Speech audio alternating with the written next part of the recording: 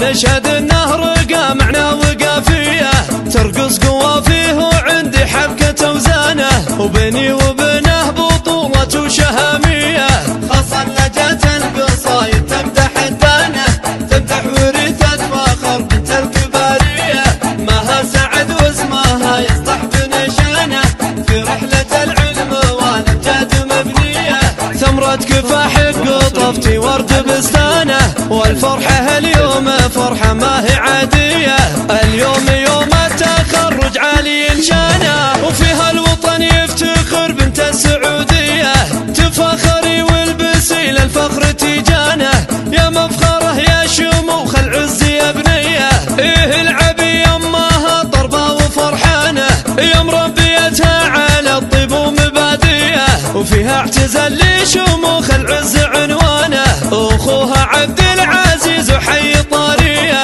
خاصة لجات القصايد تمدح الدانة تمدح ورثة فخر بنت الكبارية ماها سعد واسمها يصلح بنشانه في رحلة العلم والأمجاد مبنية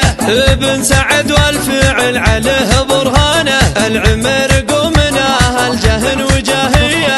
عنوز الأثار وسط الجو دخانه عزومهم حزات الشدة حماوية لغصت بحر القصيد وطرق قفانه نشهد النهر قامعنا وقافية ترقص قوافيه وعندي حبكة وزانه وبيني وبينه بطولة وشهامية خاصة لجات القصايد تمدح الدانة تمدح ورثة فخر بنت الكبارية ماها سعد واسمها يصلح بنشانه في رحلة العلم والأمجاد مبنية ثمرة كفاح قطفتي ورد بستانه والفرحة اليوم فرحة ما هي عادية اليوم يوم التخرج عالي شانه وفيها الوطن يفتخر بنت السعودية تفخري والبسي للفخر تيجانه يا مفخره يا شموخ العز يا بنية إيه العبي يماها طربة وفرحانة